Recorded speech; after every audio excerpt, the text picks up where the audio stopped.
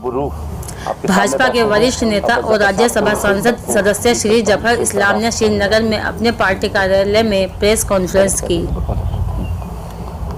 Thank you very much. बहुत बहुत शुक्रिया आप लोग आ जाए। मैं आज पहले भी श्रीनगर आया था, उससे पहले मैं जम्मू गया था और फिर वापस मैं श्रीनगर आया, तो मैं जम्मू एंड कश्मीर के पूरे काफ़ी रीजन को कवर किया है। और उसके बाद कैंपेनिंग करने के बाद आज आप लोगों के साथ रूबरू बात करने का मौका मिला। तो मैं आज आप लोगों के सामने कुछ बातें रखना चाहता हूं कि जिस तरह से यहाँ पर हमारी सरकार की कोशिश है कि एक आम नागरिक को मजबूत बनाया जाए, उसको ध्यान में रखते हुए जो अब तक नहीं हो पाया था डिस्ट्रिक्ट डीडीसी का इलेक्शन, वो डीडीसी का इलेक्शन हम करवा रहे हैं। और जिस तरह से लोगों के बीच में जब जाने का मौका मिला, लोगों से बात करने का मौका मिल रहा है, तो ये पता चला कि लोग इसका रिसेप्टिवनेस बहुत ज़्यादा है, रिस्पांस बहुत अच्छा है, लोग बहुत खुश है कि ये इलेक्शन हो रहा है, जिससे उनको जो मजबूत करने के लिए आदरणीय प्रधानमंत्री जी ने जो एक कोशिश की है, वो कोशिश अब साकार होती हुई दिखती जा रही है। अब तक जो डेवलपमेंट पूरे देश में हो रहा है,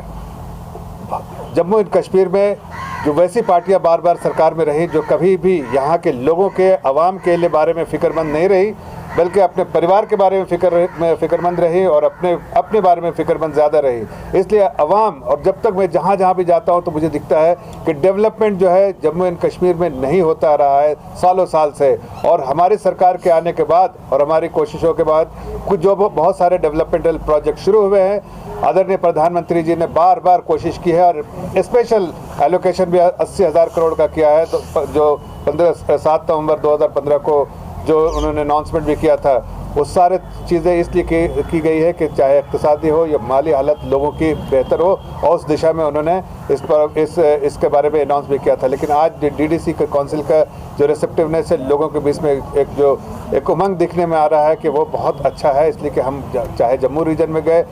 चाहे गुज्जर और इलाके में गए या बकरीवाल इलाके में गए, और सब जगह हमने देखा कि लोगों में एक उमंग है कि एक ऐसी सरकार आई है जो उनके बारे में चिंता कर रही है, एक ऐसी सरकार है जो विकास के बारे में बात कर रही है, एक ऐसी सरकार है जो उनको मजबूत करना चाहती है, एक ऐसी सरकार है जिन्होंने वेलफेयर स्कीम, जो बार बार प्रधानमंत्री के वेलफेयर स्कीम जो है वो वहाँ तक पहुँचाई जा चुकी है और उनसे उनको फ़ायदा हुआ है। तो जब चाहे वो गुजरावाल कम्युनिटी हो, बकरीवाल कम्युनिटी हो या आम नागरिक हो, श्रीनगर में हो या फिर आप शोपियान में, जैसे कल हम गए थे, लोगों ने कहा कि जब यहाँ इलेक्ट्रिसिटी 3 घंटे रहती थी, अब 18 घंटे इलेक्ट्रिसिटी रहती है। और हम चाहते हैं कि ये इलेक्ट्रिसिटी 24 घंटे पूरे जम्मू एंड कश्मीर में हो। इसलिए कि हमारी कोशिश यही है कि हर घर में बिजली पहुँचे, घर घर तक बिजली पहुँचे, घर घर तक पानी पहुँचे, घर घर तक जो और भी जो मसाइल हैं उनको दूर किया जाए। लेकिन बहुत अफसोस की बात है कि ये जो आज गुपकार अलायंस बना के रखा है उन लोगों ने, ये गुपकार अलायंस वही पार्टियाँ हैं जो आज से कुछ सालों तक यहाँ पर राज करती थी। वो लोगों के दिल पर राज नहीं करती थी, लोगों पर ज़बरदस्ती राज करती थी। अब एक ऐसी सरकार और ऐसी सोच है यहाँ पर जो लोगों के दिल पर राज करना चाहती है, इस तरह से कि हम उनके लिए ऐसी कोशिश करेंगे जिससे उनके ज़िंदगी में खुशगवार माहौल पैदा हो। और उसके लिए बहुत ज़रूरी है कि विकास होना चाहिए। हमारी कोशिश है कि जो प्रदेश में आज तक जो विकास से महरूम ये प्रदेश रहा है, उस प्रदेश में बहुत सारे डेवलपमेंटल एक्टिविटीज़ हो, चाहे वो बाढ़ के बारे में पानी को रोकने के लिए हो, चाहे आपको इरिगेशन में जहाँ पानी पहुँचाने का काम हो, चाहे आप घर घर तक बिजली पहुँचाने का हो, चाहे आपके स्कूल और कॉलेज नए बनाने की बात हो, चाहे मेडिकल कॉलेजेस बनाने की बात हो, चाहे हॉस्पिटल बनाने की बात हो, चाहे आप सड़कें बनाने की बात हो। आज देखिए इस प्रदेश में लोग क्या बात करते हैं। जब लोगों के पास मिलने के लिए जाता हूँ तो लोग बात करते हैं कि आज सेंट्रल गवर्नमेंट की जितनी स्कीम है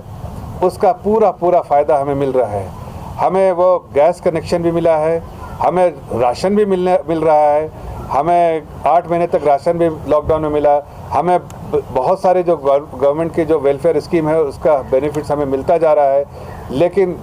पहले कभी हमारे यहाँ कोई आप एक नुमाइंदे बन के आए हैं भारतीय जनता पार्टी के, लेकिन इस इलाके में कभी कोई एमएलए नहीं, कोई रिप्रेजेंटेटिव नहीं, कोई एमपी नहीं। लेकिन मैं आपको बताना चाहता हूं कि जिस जिस इलाके में जो कभी कोई नहीं गया था, वहां पर हमारे डिप्टी चीफ मिनिस्टर गए हैं, वहां पर हमारे मिनिस्टर्स गए हैं, वहां पर हमारे सीनियर मिनिस्टर्स दिल्ली से आके गए हैं। और इसलिए गए हैं, इसलिए नहीं कि हमें लोगों को दिखाना चाहते हैं हम गए हैं, हम इसलिए गए हैं कि हम लोगों को बताना चाहते हैं कि हमारे प्रधानमंत्री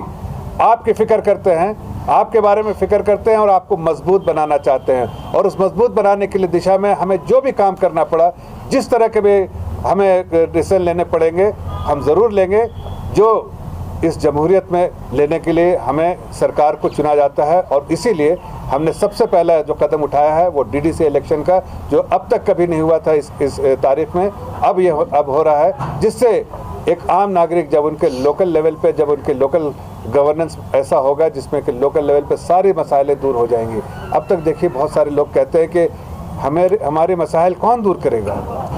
मैं आपके माध्यम से बताना चाहता हूं कि उनके मसाइलों का समाधान निकालने के लिए भारतीय जनता पार्टी इस प्रदेश में हर एक नागरिक की चिंता करेगी, हर एक नागरिक की चिंता करेगी जो उनकी प्रॉब्लम्स है और जो जेन्युइन प्रॉब्लम है हर का समाधान लेकर आएगी।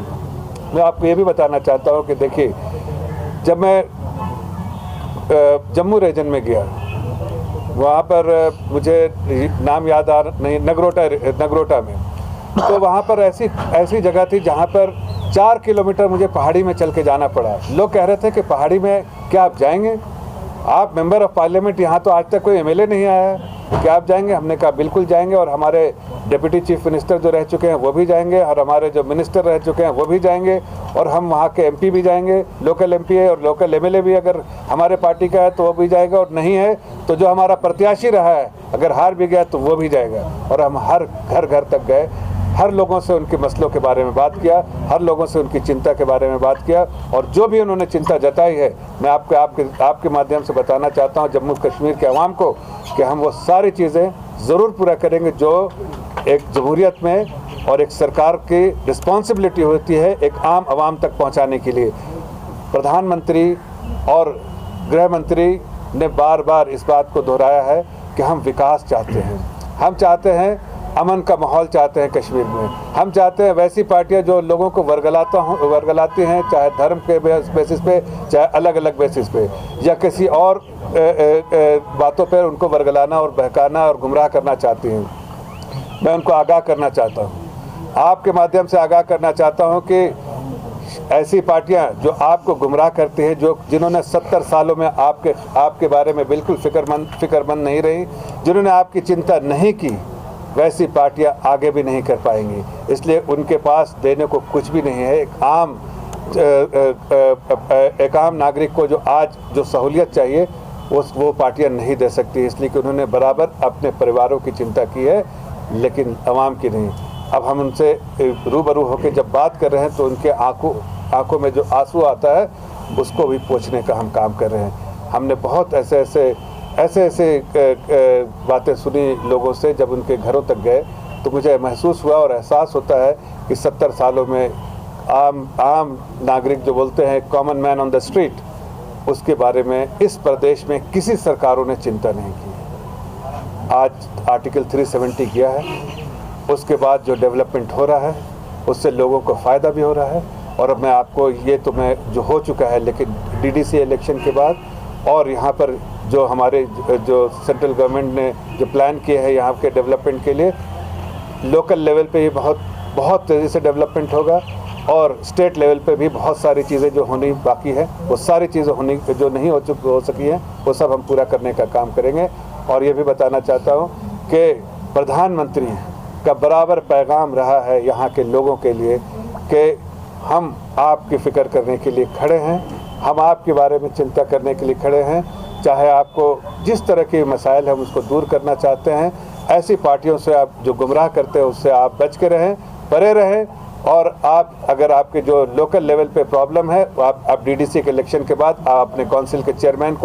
के पास जा सकते हैं। हमने बहुत सारे लोगों से सुना है कि उन्हें जॉब की चिंता है कि वो रेगुलराइज जॉब उनकी नहीं हो सकी है अभी तक। मैं आपको बताना चाहता हूँ हमारी सरकार की पेशकश होगी कि हम वैसे लोग जिनकी जो डेली वेजेस हैं, जिनके परमानेंट जॉब नहीं थी, उनके परमानेंट करने की हम भरपूर कोशिश करेंगे। ये हमने अपने मैनिफेस्टो में भी डाला है। और भी ऐसी जो चीज़ें हैं जिससे यूथ को मेन स्ट्रीम में जोड़ा जाए, यूथ को एक्टिवली उनकी जो एनर्जी को प्रोडक्टिवली यूज़ किया जाए देश के निर्माण में, हम वो हर प्रोजेक्ट लेकर आएंगे जिसमें देश के नेशन